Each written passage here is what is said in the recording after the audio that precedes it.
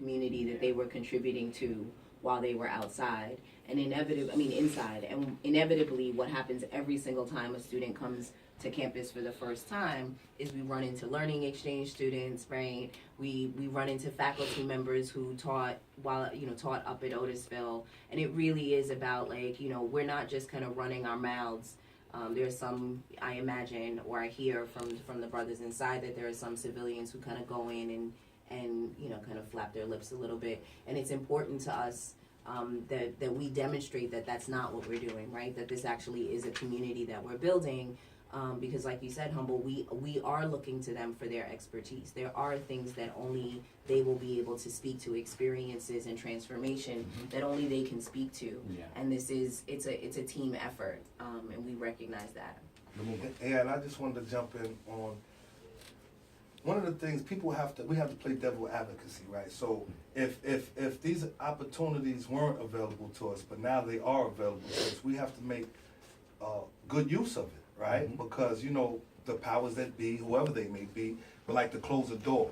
Okay, you had something and you didn't do with it, so now they close the door on it forever. So if anybody that's listening that has a certain ideology about anything, they need to take advantage of these opportunities, because I'm like the example, and if anybody knows me, they know okay, this stuff can work if he's there, right? Yeah, right. So work for Lumumba, right? Yeah, it works for Lumumba, right? So yeah, you gotta take advantage of these opportunities, right? And that's you have to be cognizant of. It's not easy, so you gotta use what you got. Well, I was having a discussion recently with my daughter, and we were talking about, because she's coming into a lot of this information around criminal injustice, around, we're talking about from the front end to while you're inside and even at the back end, all of this, and a lot of them have been influenced by, that Netflix original series, Making a Murderer.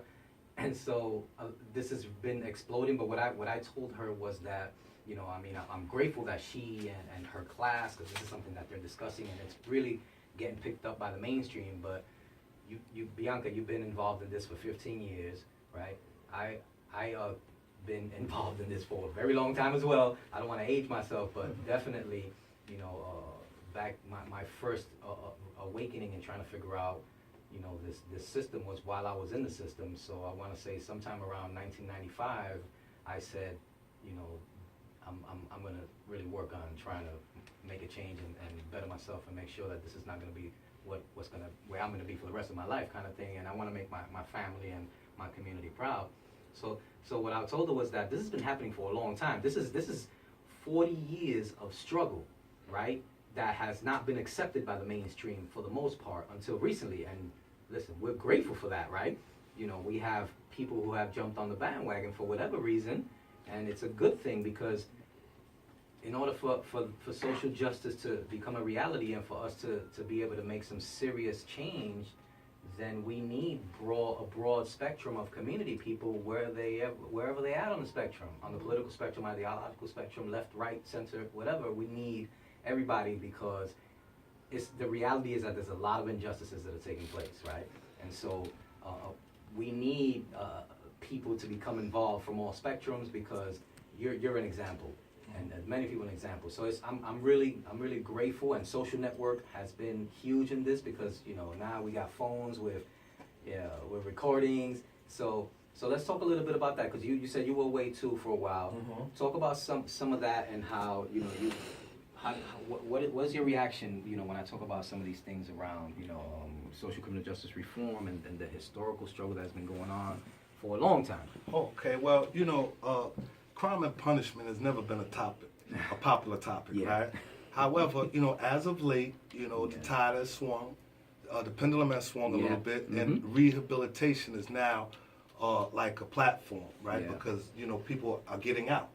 And, what communities are they going to come back to? Probably the ones that they left.